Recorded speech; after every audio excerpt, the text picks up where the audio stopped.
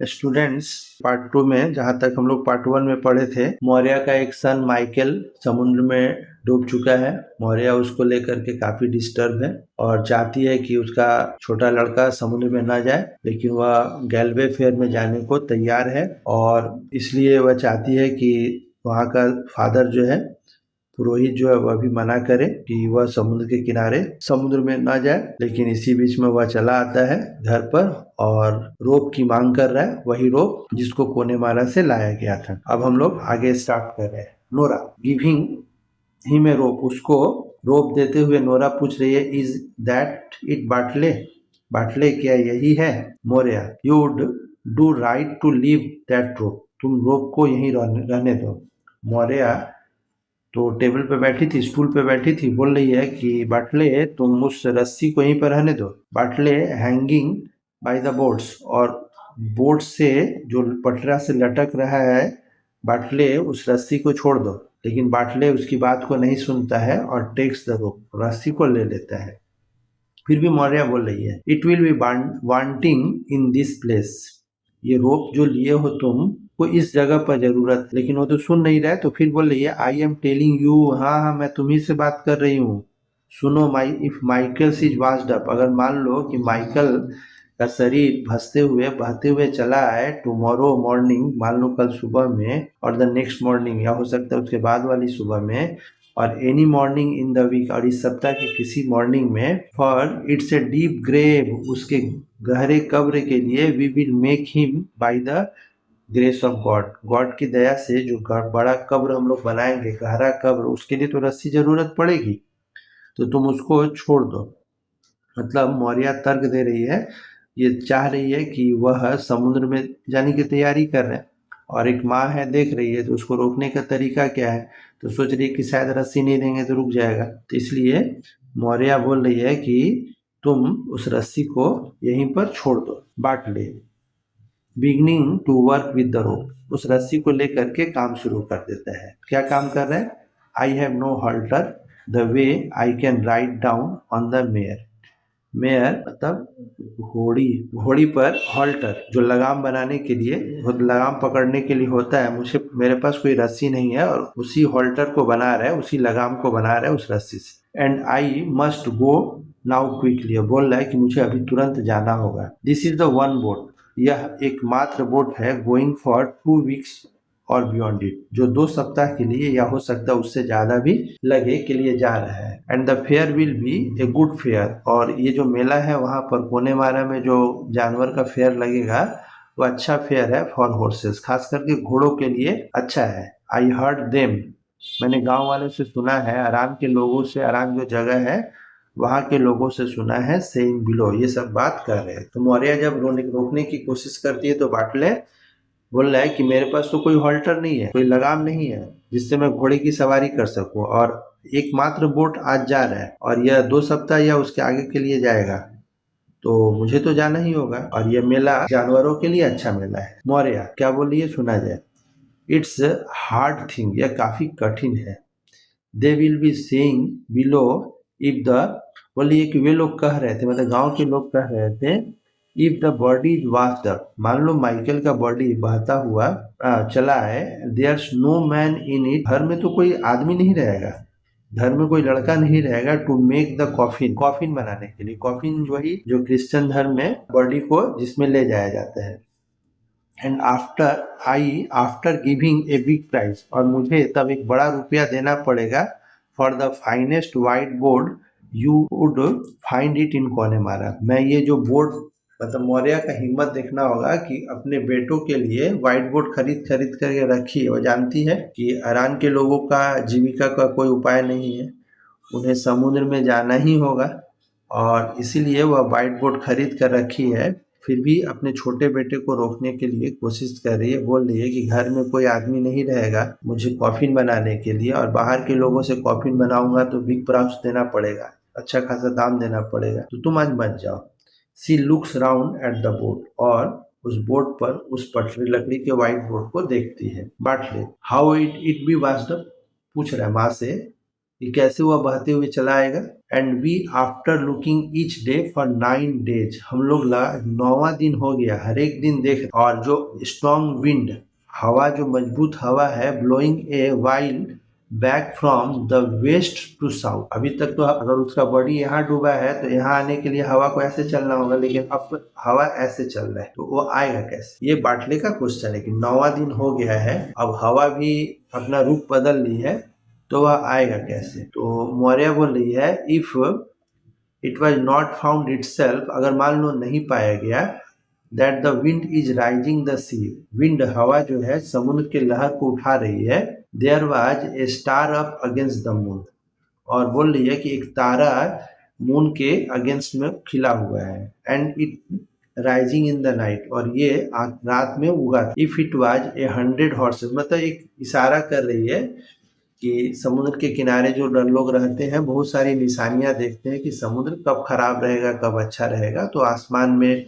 चांद के खिलाफ सीधा सीधी अगर कोई तारा निकल गया तो ये लोग मानते हैं कि रफ समुद्र जो है काफी रफ हो जाएगा। तो बोल रही है कि समुद्र तो काफी रफ रहेगा। इफ इट वाज 100 हॉर्सेज, अब तुम तो जा रहे हो घोड़ा बेचने के लिए, तो बोल रही है कि इफ इट वाज 100 हॉर्सेज, अगर मान लो कि मुझे 100 भी घोड़ा बेचना पड़े, और 1000 हॉर्सेज यू हैड इटसेल्फ, मान लो कि तुम्हारे पास अगर 1000 घोड़ा भी रहे, what is the price of 1000 horses, 1000 घोड़े का क्या मूल्य है against son where there is only one son. सोच लो कितना भयानक बात बोली है कि अगर मान लो कि 1000 घोड़ा भी रहे, तो एक बेटे के मुकाबले में 1000 घोड़े का क्या मूल्य, और यहाँ पर तो केवल एक ही बेटा है, मतलब कोई सवाल ही नहीं उठता है कि तुम अच्छे प्राइस, घोड़ा का अच्छा प्राइस पाने के लिए तुम समुद्र में यात्रा करो। लेकिन बाटले फिर भी वर्किंग एट द हल्टर, जाने के लिए तैयारी कर रहा है, और बाटले बोल रहा है टू कैथलीन, कैथलीन को बोल रहा है, let you go down each day, तुम हर एक दिन जाना, एंड सी, और देखना, the ship are not jumping on the rye, मतलब इससे पता चल रहा है कि वे लोग केवल समुद्र में नहीं बल्कि कुछ खेती बाड़ी भी करते थे, तो राई वगैरह जो बोया है उसमें देखना शिप लोग,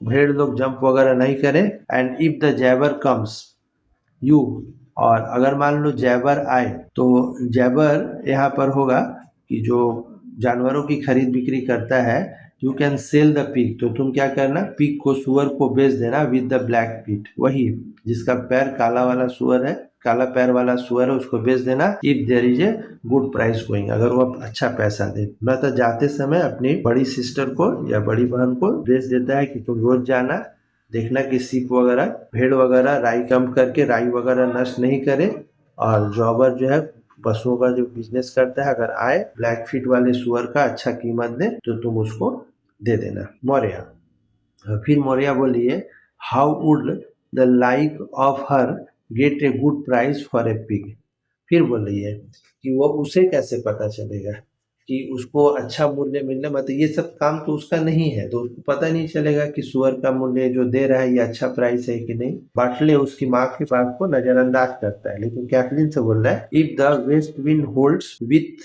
last beat on the moon, अगर मान लो कि वेस्ट के जो विंड चल रहा है अगर रुक जाए मून के अंतिम पक्ष, let you and Nora get up weed, तो तुम और नोरा जो है गेट अप, हटा देना, वीड, वीड मतलब होता है वही खेत वगैरह में अनवांटेड घास वगैरह जो निकल जाते हैं, जो तो अच्छी फसल के लिए क्या करता है किसान, उसको हटा देता है, तो तुम और नोरा मिल करके अनवांटेड प्लांट वीट को वहां से हटा देना, एनफ फॉर अनदर कॉक, ठीक है, एक और कॉक के लिए, मुर्गा के लिए, फॉर द कैप, कैप मतलब घास, समुद्री घास, मतलब वह पता चल रहा है कि कॉक भी रखा है, तो वीट को हट निकाल देना खेत में से, अनवांटेड जो प्लांट है, कैल्प जो होता है वो समुद्री घास है, समुद्री घास उस सबको कॉक के लिए दे देना। It's hard set we will be from this day, आज के दिन से तुम लोग के लिए थोड़ा कठिन होगा, with no one in it but one man to work, ठीक है, बोल रहा है कि इस घर में काफी कठिन है कि कोई आदमी नहीं है, केवल एक ही आदमी है काम करने के, मतलब बाटले चूंकि घर का एक रिस्पॉन्सिबल लड़का है, सब चीज पर नजर है, एक तरफ देश सोच रहा है कि वह घर की आर्थिक स्थिति को तो चलाना ही होगा और उसे रिस्क लेना होगा, इसलिए घर के खातिर वह रिस्क लेने को तैयार है और समुद्र पार जा रहा है कोने मारा में घोड़ा बेचने के लिए। दूसरी तरफ जो फसल लगाया है, कुछ जानवरों को रखा है, तो वही बोल रहा है कि एक आदमी के लिए काफी मुश्किल है इतने सारे चीजों को देखना। तो जब वह बोल रहा है कि एक आदमी के लिए काफी कठिन है इन सब चार कामों को, सारे कामों को करना, तो मौर्या उसका जवाब दे रही है, इट्स हार्ड, यह काफी कठिन है। Said we will be surely, हाँ हम लोग श्योरली, द डे, वह दिन हम लोग के लिए काफी कठिन होगा, यू आर ड्रॉन, जिस दिन तुम भी डूब जाओगे, द रेस्ट, बात बाकी के साथ। मतलब मौर्या का 5 लड़का पहले डूब चुका है और यह काफी कठिन होगा जिस दिन तुम भी डूब जाओगे। What way will I live and the girls with me, तब हम इन लड़कियों को लेकर कैसे जिंदा रहेंगे। I am N old women, मैं तो एक ओल्ड वुमेन हूँ, लुकिंग फॉर द ग्रेव, नहीं बोला जाता है कि कब्र में पैर झूल रहे, तो मैं तो इतनी बूढ़ी हो गई हूँ, कभी भी मर सकती हूँ, तो मैं इन लड़कियों के लिए कैसे जिंदा रहूंगी। तो जब बाटले बोल रहा है कि इस घर में एक आदमी के लिए इतने सारे कामों को करना काफी कठिन है, तो मौर्या उसका जवाब दे रही है कि हाँ, तो अब उस दिन तो और कठिन हो जाएगा जिस दिन तुम और सभी लड़कों के साथ तुम भी डूब जाओगे, और मैं इन लड़कियों को लेकर के कैसे जिंदा रहूंगे, और मैं तो मरने की उम्र में पहुंच चुकी। तो बाटले लेज डाउन द हल्टर को रखता है, वो जो रस्सी से हल्टर बनाया था उसको रखता है। Takes off his old coat, अपना पुराना जो कपड़ा पहना था उसको उतार देता है। Puts on A newer one, नया कोट पहन लेता है। ऑफ द सेम फैनल, वही धागा का वही पुराना कोट पहन लेता है।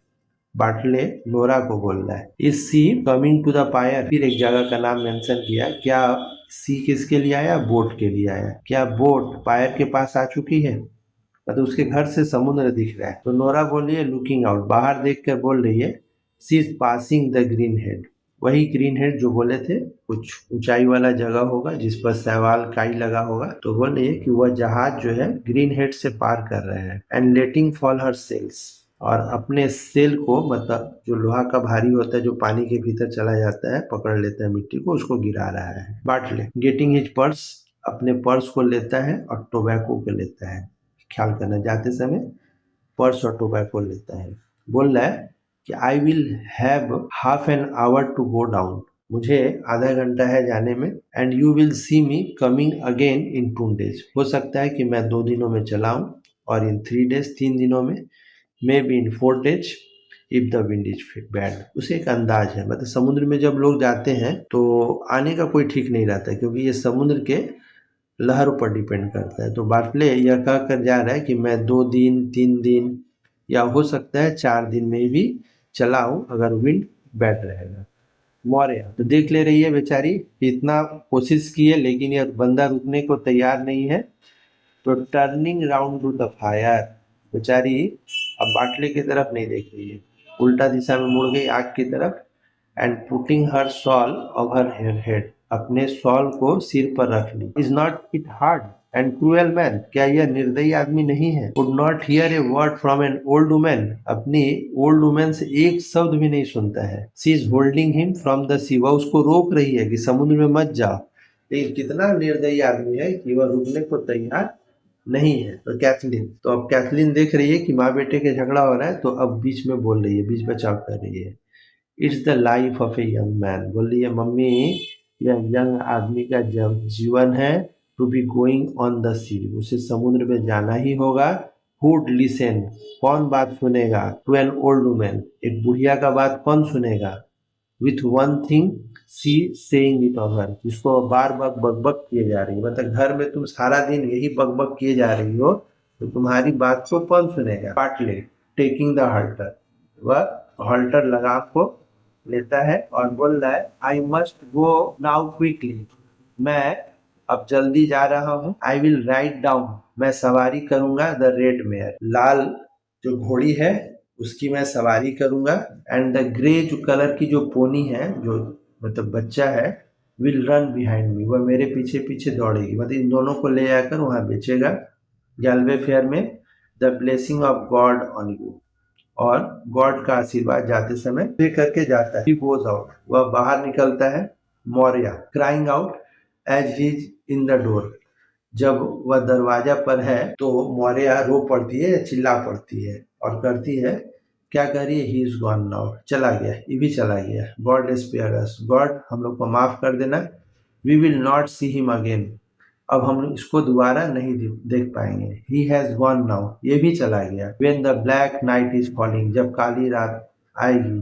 आई will have no son left me in the world, सोचो कितना कठिन बात। बेटा समुझ जा रहा है, दरवाजे पर है, और मौर्य मतलब बार बार अपने घर के लोगों को खोते खोते इतनी आत्मविश्वास उसको हो गया कि ये जो बेटा जा रहा है ये भी नहीं लौटेगा। Kathleen, why would not give you, जब वह चला गया तो कैथलीन अब गुस्सा से आकर के कह रही है कि Y would not you give him your blessings, वह तुम अपना आशीर्वाद उसको क्यों नहीं दी। हिम किसको, बाटले को। And he looking round in the door, वह तो पीछे मुड़कर दरवाजे से देख रहा था कि तुम उसको अपना आशीर्वाद दोगे। Is not it sorrow enough is on every one in this house, क्या घर में पहले से ही इतना दुख नहीं है, और तुम without your sending him out, तुम बिना आशीर्वाद देते हुए उसे भेज दी। विथ एन अनलकी वर्ड, और भेजी भी कैसे हो, तो अपने unlucky word behind him, and a hard word in his here, अब उसके कानों में कड़वा बात डालकर भेजियो। मतलब तुम कैसी माँ हो, वह जा रहा था तो पीछे तो मुड़कर देखा है, लेकिन तुम, क्या इस घर में पहले से दुख इतना नहीं है, तुम उसको भेजी हो, और वह कैसे भेजी हो, तो अनलकी वर्ड बोल करके। Maurya takes up the tongs, tongs मतलब चिमटा, and begins raking the fire aimlessly, आग को कुदरेद रही है विदाउट लुकिंग राउंड, कहीं नहीं देख रही, बेचारी आग की तरफ देख करके चिमटा से उसको कुदेड़ रही है। नोरा टर्निंग टुवर्ड्स हर, अब नोरा भी अपनी माँ की तरफ मुड़ती है। You are taking away the turf from the cake, तुम कुरेद कुरेद कर सारा जो सूखा घास है केक के चारों बगल से ले रही हो। कैथलीन क्राइंग आउट, बेचारी कैथलीन चिल्ला पड़ती है। The son of God forgiven, जैसे हम लोग बोलते हैं हे भगवान हमें माफ कर दो। Nora we are forgetting his bit of bread, वो क्या क्यों ऐसे चिल्लाई, तो नोरा बोल रही है कि हम लोग तो भूल गए इस ब्रेड रोटी के मतलब जो केक बना रही थी बाटले को देने के लिए, तो हम लोग तो उसको देना भूल गए। सी कम्स ओवर द फायर, वह आग के पास आती है। नोरा बोल रही है एंड इट्स डिस्ट्रॉयड, यह बर्बाद हो गया। He will be going till dark night and he after eating nothing since the sun went up, जब से सूरज हुआ है तब से तो वह खाया भी नहीं है। मतलब कितना खतरनाक चीज है कि जिसके लिए केक बना रही है, थोड़ा देर के बाद आधा रात हो जाएगा और वह बिना खाए हुए घर से चला गया। Kathleen turning the cake out of the oven, oven पर केक को पलटती है, बोल रही है इट्स डिस्ट्रॉयड, केक बर्बाद हो गया। ही विल बी, एक अंदाज नहीं होता कि आदमी एक चीज खराब होता है तो दूसरे चीज भी खराब होने का, तो बोल रही कि अंदाज कर लेते तो वह भी बर्बाद हो जाएगा। There is no sense left in on any person in a house, इस घर में किसी आदमी को तो कोई सेंस रहा ही नहीं। Where an old man will be talking for ever, जहाँ पर एक बूढ़ी औरत हमेशा बकबक करेगी, हमेशा बोलते रहेगी, तो किसी के पास कोई सेंस बचेगा ही नहीं। मतलब गुस्सा आदमी का जब होता है, कहीं और का गुस्सा लोग कहीं और बना देते हैं, तो यहाँ पर भी वही है। कैथलीन बोल रही है कि केक नष्ट हो गया, वह भी बर्बाद हो जाएगा। इस घर में तो किसी को कोई सेंस है ही नहीं। क्यों सेंस नहीं है, तो एक औरत जो है, बूढ़ी औरत हमेशा बकबक कर रही है। Maurya Suez herself on her stool, अपने आप को थोड़ा स्टूल से हटाती है या उठती है। Cathleen cutting off some of the bread, उस ब्रेड का, उस केक का थोड़ा सा हिस्सा काटती है। And rolling it in a cloth, और उसको एक कपड़े में मोड़ती है और मौर्य को दे रही है। तो पार्ट 2 में हम लोग यही पढ़े कि बाटले जो है वह कोनेमारा या गालवे फेयर जाएगा, उसको हॉर्स का अच्छा प्राइस मिलने वाला है। Maurya as a mother is trying her best, Maurya अपनी तरफ से पूरी कोशिश करती है। First by leaving the halter, requesting her to leave the halter, उसको रिक्वेस्ट करती है कि हॉल्टर को छोड़ दो, उस रस्सी को रोप को छोड़ दो। Says about the moon and the star, वह मून और स्टार के बारे में कहती है कि वह निकला था रात में, इसका मतलब है समुद्र बुरा होगा या अच्छा सगुन नहीं है, ये सब करके। लेकिन बाटले उनकी बातों को नहीं सुनता है। फॉर गोइंग टू कोनेमारा में जाने के पहले ही assigns the job to Kathleen and Nora, Nora और कैथलीन को काम सौंप के जाता है। To look in his absence, उसके अनुपस्थिति में उस कामों को देखने के लिए। और जाते समय मौर्य एकदम श्योर हो गई है कि वह लौट करके नहीं आएगा। हालांकि बाटले जब दरवाजा पे जा रहा था तो पीछे मुड़ करके देखता है, शायद उसकी माँ का आशीर्वाद मिल जाए, लेकिन ऐसा नहीं होता है। और जब वह चला जाता है तो कैथलीन अपनी माँ को काफी भला बुरा कहती है कि तुमने उसे अपना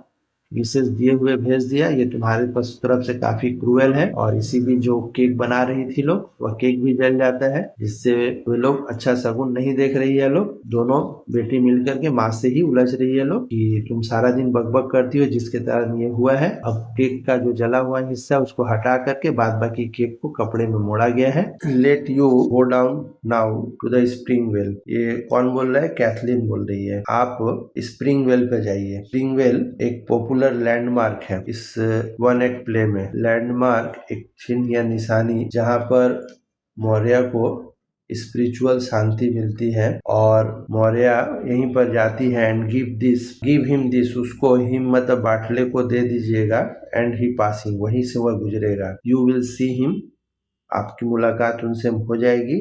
then and the dark word will be broken, और जब मुलाकात हो जाएगी तो आपने जो अपशगुन या जो अपशब्द कह करके बोले भेजे थे कि मेरा कोई भी लड़का नहीं बजेगा, या खत्म हो, इसका अभिशाप खत्म हो जाएगा। एंड यू कैन से, और आप कह सकते हैं, गॉड स्पीड यू, गॉड का आशीर्वाद तुम पर हो, the way he will be easy in mind, और इस तरह से बाटले का भी माइंड शांत हो जाएगा। कैथलीन यहाँ पर एक प्रपोजल दे रही है माँ को कि आपने उसे जो अपशब्द दे करके भेजा है, तो आप जाइए स्प्रिंग वेल के पास, वहां पर उससे आपकी मुलाकात हो जाएगी, और जो अपशब्द का जो अपशगुन है वह कट जाएगा, बाटले को भी इससे आराम होगा।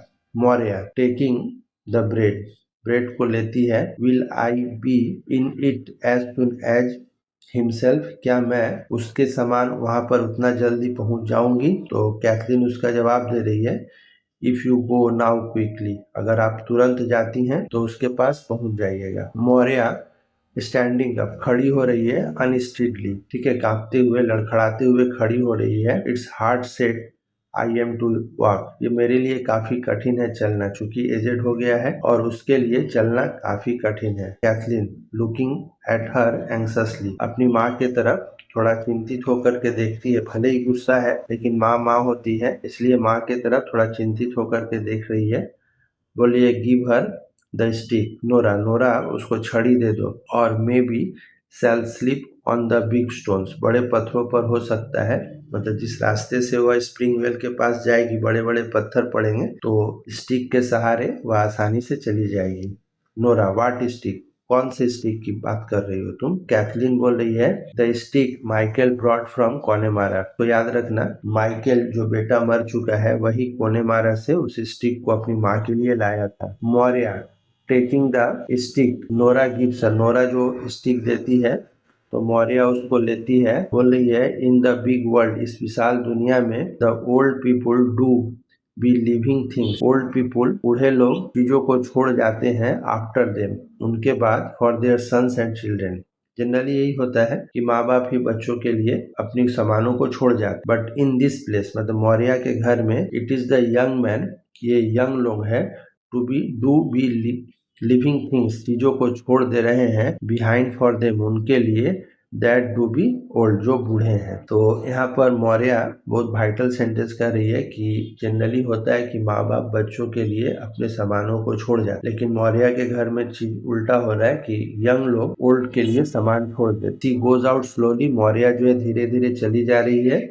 और Nora goes over the ladder, Nora जो है लैडर सीढ़ी की तरफ आगे बढ़ रही है। कैथलीन बोलिए, wait Nora, may be she would return back quickly, हो सकता है वह तुरंत लौट आए। She is that sorry, God help her, वह बहुत उदास है, गॉड उसकी मदद करे। You would not know the thing she would do, तुम नहीं जानती हो कि वह क्या करेंगी, क्योंकि वह अपने बेटे के मौत से काफी डिस्टर्ब है, और इसलिए मौर्य क्या करेगी वह डिस्ट्री को पता नहीं है। Nora, is she gone round by the Bush मतलब झाड़ी, क्या वह झाड़ियों के बगल से गुजर गई हैं? एक निशानी है जो वहां से लौटने में थोड़ा समय लग सकता है। कैथलीन लुकिंग आउट, देख रही है, बोल रही है, शी हैज गॉन नाउ, वह जा चुकी है। थ्रो इट डाउन क्विकली, जल्दी से इट, वही बंडल जो यंग प्रीस्ट नोरा को दिया था उसे जल्दी से नीचे फेंको। फॉर द लॉर्ड नोस, केवल गॉड जानता है, when she will be out of it again, वह दोबारा कब चले आए। मतलब कैथलीन अपने सिस्टर नोरा को बोल रही है जो काम करना है जल्दी करो। Nora getting the bundle from the loft, उस बंडल को उस लॉफ्ट से, ऊपर जो छत के ऊपर मचान पे रखा हुआ था वहां से लेती है। The young priest said, young priest बोला है, she would be passing tomorrow, वह कल यहाँ से गुजरेगा, and we might go down and speak to him below, और हम लोग उसके पास जा कर के उससे बात कर सकते हैं।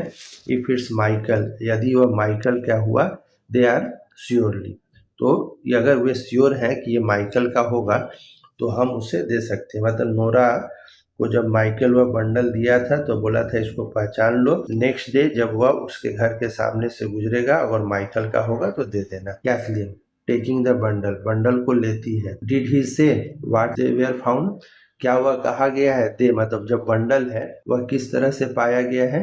नोरा कमिंग डाउन, नीचे उतरते हुए कह रही है, देयर वेयर टू मैन, याद रखना है स्टोरी को कि वह बंडल कैसे पाया गया है। देयर वेयर टू मैन, दो आदमी थे। सेज ही किसके लिए आया, वही प्रीस्ट के लिए आया, वही पुरोहित जो यंग पुरोहित है। ये दो आदमी हैं, and they rowing round with poteen, वे लोग रोइंग राउंड, वे लोग समुद्र में आगे बढ़ रहे थे विथ पोटिन। पोटिन एक इलीगल, एक प्रकार का शराब होता है। बिफोर द, एक शराब है, बिफोर द कॉक क्रॉड, मतलब सुबह मुर्गा के चिल्लाने के पहले। इसका मतलब क्या हुआ, सुबह होने के पहले दो आदमी चले जा रहे थे। एंड द ओर मतलब होता है पतवार, वो जो नाव जो चलाया जाता है उसको ओर बोला जाता है। वन ऑफ द देम, वो एक आदमी का पतवार जो था, कॉट द बॉडी, उस बॉडी को पकड़ लिया। And they passing black Cliff of the north, कहाँ से पाया गया है, याद रखना ब्लैक क्लिफ से। ये सब शॉर्ट क्वेश्चन में आता है कि दो आदमी थे, लिस्ट बोला है कि जब वे शराब इलीगल शराब को लेकर के जा रहे थे रात के अंधेरे में, किसके पहले सूरज हो जाए, तो एक आदमी का पतवार एक आदमी के बॉडी से फंस गया, और जब उनका नाव जो था ब्लैक क्लिफ के पास से गुजर रहा था। Cathleen trying to open the bundle, उस बंडल को खोलने का कोशिश करती है, क्योंकि उसका गांठ जो है काफी तेजी से बांधा गया कस करके, तो बोल रही है गिव मी ए नाइफ, मुझे एक चाकू दो Nora. The strings perish, string जो है इसका पेरिश मतलब सड़ना, इसका जो स्ट्रिंग है सड़ चुका है विद द सॉल्ट, नमक के कारण, water, and there's black knot on it, और इस पर ब्लैक काला गांठ भी है। On it you would not loosen in a week, और इतना टाइट है कि तुम एक सप्ताह में भी इसको लूज ढीला नहीं कर सकती हो, खोल नहीं सकती हो। Nora giving her a knife, उसको चाकू दे रही है, बोल रही है I have heard tell it was a long way to Donegal, मैंने सुना है कि ये जो ब्लैक क्लिफ है वह लंबा दूरी पर है डोनेगल से। डोनेगल जिसके बारे में हम लोग आगे पढ़े हैं। कैथलीन कटिंग द स्ट्रिंग, उस धागा को काटते हुए बोल रही है, it is surely there was a man in here a while ago, क्या यह निश्चित है कि यह आदमी यहाँ पर कुछ समय पहले था। The man sold us that knife, तो चूंकि वह आदमी किसी आदमी से चाकू ली थी तो वही चाकू पूछ रही है कि क्या वह श्योरली यहाँ पर था। And he said if you set of walking from the rocks, मतलब जो आदमी उन लोगों को वह चाकू दिया है, जिस चाकू से उस धागा को काट रही है, तो वही आदमी बताया था कि अगर तुम यहाँ से पैदल चलना चालू करो, रॉक्स बियॉन्ड, तुम्हारे घर के आगे जो रॉक्स है, it would be 7 days you would be in Donegal, अगर 7 दिन चलना चालू करो तब तुम डोनेगल पहुंच जाओगे। मतलब एक डिस्टेंस यहाँ बतलाया है, क्योंकि उस दौर में कम्युनिकेशन कम था, इसीलिए लोग ज्यादातर लोग नदी और पैदल का सवारी करते थे। तो डोनेगल की दूरी उसके घर से कितनी दूरी है, 7 days की दूरी है। Nora and what time would a man take if he floating, तो ये तो पैदल डिस्टेंस हुआ, अगर डोनेगल कोई फ्लोट करके तैरते हुए जाए, बह करके आए, तो क्या समय लगेगा। कैथलीन ओपन्स द बंडल, इसी बीच में कैथलीन जो है बंडल को खोलती है। Takes out a bit of stocking, मोजा का टुकड़ा निकालती है। They look at them eagerly, और देम मोजों के टुकड़े की तरफ उत्सुकता पूर्वक, एगरली उत्सुकता पूर्वक देखते हैं, मतलब जिज्ञासा भरे नजरों से देखते हैं, जानने की इच्छा। कैथलीन इन ए लो वॉइस, काफी धीरे बोलती है, द लॉर्ड स्पेयर अस, भगवान हम लोग को माफ करे Nora. Is not it queer, क्या यह विचित्र या अजूब नहीं लगता है? Hard thing to say it's his they are surely, कि यह उसी का है श्योरली, मतलब ये लोग अंदाज कर रही है कि ये मोजा जो है स्टॉकिंग क्या उसी का नहीं है। Nora, I will get his shirt off the hook, मैं हुक से उसके शर्ट को लाती हूँ। The way we can put the one flannel on the other, और हम लोग धागा को फैनल को मिलाएंगे।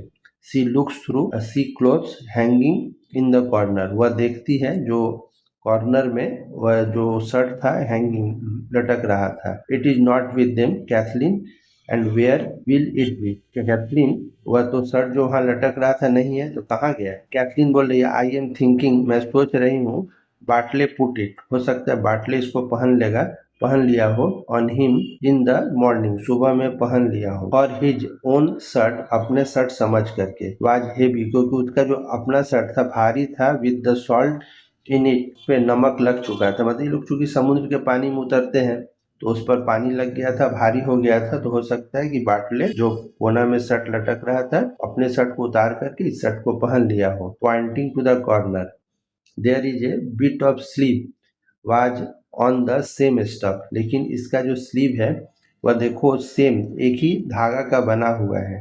गिव मी दैट, मुझे वह दो, एंड इट विल डू, और तब यह काम करेगा, मतलब तब पता चलेगा कि यह किस चीज का है। Nora brings it to her, Nora उस स्टफ को लाती है, and they compare the flannel, और उसके धागा को फैनल को कंपेयर करते हैं। Kathleen, it's the same stuff Nora, Kathleen बोल रही है नोरा ये तो स्टफ, ये जो धागा है ये तो एक ही है, but if it is itself are not the great rolls of it in the shops of Galway, क्योंकि ये लोग अपना सारा मार्केटिंग गैलवे से करते हैं, कपड़े के दुकान में एक रोलिंग में तो कई कपड़ा होता है, तो क्या उसका नहीं हो सकता है?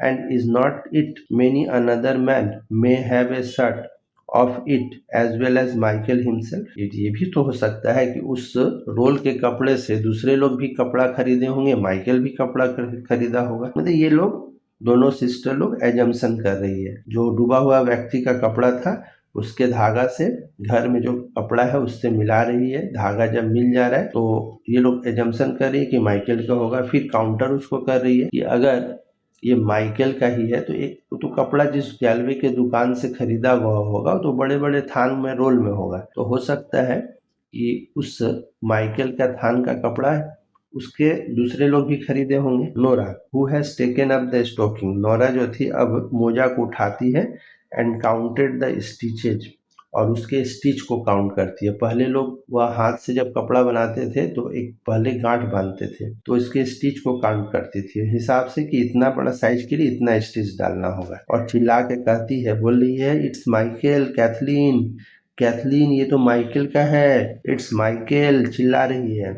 गॉड स्पेयर हिज सॉल, भगवान उसकी आत्मा को शांति दे। And what will herself से, और वो हर सेल्फ मतलब मौर्या के लिए है कि मौर्या क्या कहेगी। When she hears this story, जब मौर्या इस स्टोरी को सुनेगी। And Bartley on the sea, और ऐसे समय में बाटले भी समुद्र में है। तुरंत वे लोग जैसे ही श्योर होती हैं कि ये जो कपड़ा जो मिला है समुद्र से ये माइकल का ही है, तो इनको तुरंत अपनी चिंता हो रही है अपनी फैमिली की कि ऐसे समय में बाटले भी समुद्र में है, और माँ ये सब जब जानेगी तब क्या होगा। कैथलीन टेकिंग द स्टॉकिंग, उस मोजे को लेती है, इट्स प्लेन स्टॉकिंग, बोल रही है कि ये तो प्लेन स्टॉकिंग है। तो नोरा उसका जवाब दे रही है, it is the second one, the third pair I needed, इसके थर्ड पेयर को मतलब बुनने का मोजा बिनने का एक अंदाज होता है, तो इसको मैंने ही नीट किया है, मैंने ही बुना है। And I put up 3 scores stitches, और मैंने ही इस पर 3 धागा लगाया है। एंड ड्रॉप 4 ऑफ देम, और 4 को गिराया है। मतलब बुनने का एक तरीका है, जब लोग पहले हमारे भी यहाँ पर जब लोग ऊन का स्वेटर वगैरह बुनते थे तो क्या घर गिरा देना, घर पहना लेना, इस तरह से उन लोग का एक अपना काउंटिंग होता है। तो नोरा चूंकि अपने हाथ से इसको तैयार की थी और उसका डिजाइन उसको पूरी तरह से याद था।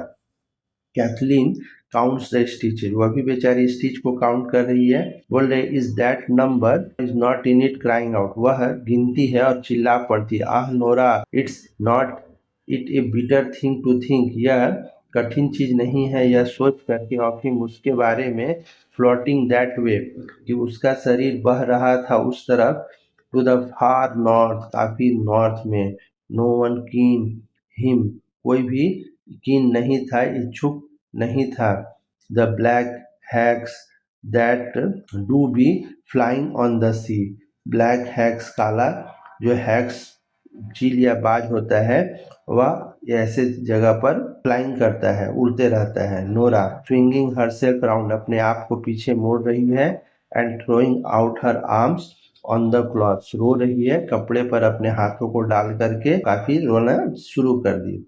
And it's not it a pitiful, क्या यह दयापूर्ण चीज नहीं है, when there is nothing left of a man, एक आदमी का कुछ भी नहीं बचा, who was a great rower and a fisher, जो बहुत बढ़िया महान रोवर, समुद्र में नाव चलाता था, फिशर भी था, but a bit of an old shirt and a plain stocking, लेकिन वैसे महान आदमी का क्या पाया गया, शरीर का कोई अंश पाया नहीं गया, केवल मोजा और शर्ट पाया गया। नोरा को इस बात का अफसोस हो रहा है कि उसका भाई जो एक ग्रेट रोवर और फिशर था, केवल यही चीज पाया गया। कैथलीन आफ्टर एन इंस्टेंट, थोड़ी तुरंत बाद चिल्लाती है, tell me is herself coming, अब देख रही है लोग कि अब माँ आ जाएगी तो क्या होगा, तो बोलिए नोरा मुझे बोलो तो वो आ रही है। I hear a little sound the path, मुझे रास्ता पर किसी के आने की आवाज सुनाई दे रही है। नोरा लुकिंग आउट, बाहर देखती है, sees Kathleen, sees Kathleen, Kathleen को बोलिए हाँ वो आ रही है, she is coming up to the door, वह दरवाजे के पास ही आ रही है। Kathleen put this things away before, Kathleen जो है इन सब चीजों को अलग कर देती है, सी विल कम इन, बोल रही है कि वह आ जाएगी, मतलब वो जो चीज उसका जो बंडल था उसको हटा दे रही है। मे बी इट्स इजियर, हो सकता है वह आसान का अनुभव करे, she will be after giving her blessings, वह अपने आशीर्वाद को दे करके आ रही है बाटले को। We would not let on we have heard anything the time he is on the sea, जब तक ही मतलब बाटले जो है समुद्र में रहेगा तब तक हम लोग उसको एक शब्द भी नहीं कहेंगे। यहाँ पर दोनों सिस्टर लोग प्लानिंग कर रही है कि हम लोग उसको एक शब्द भी नहीं कहेंगे जब तक वह समुद्र में रहेगा। Nora helping Kathleen to close the bundle, Nora जो है कैथलीन की मदद कर रही है बंडल को क्लोज करने में।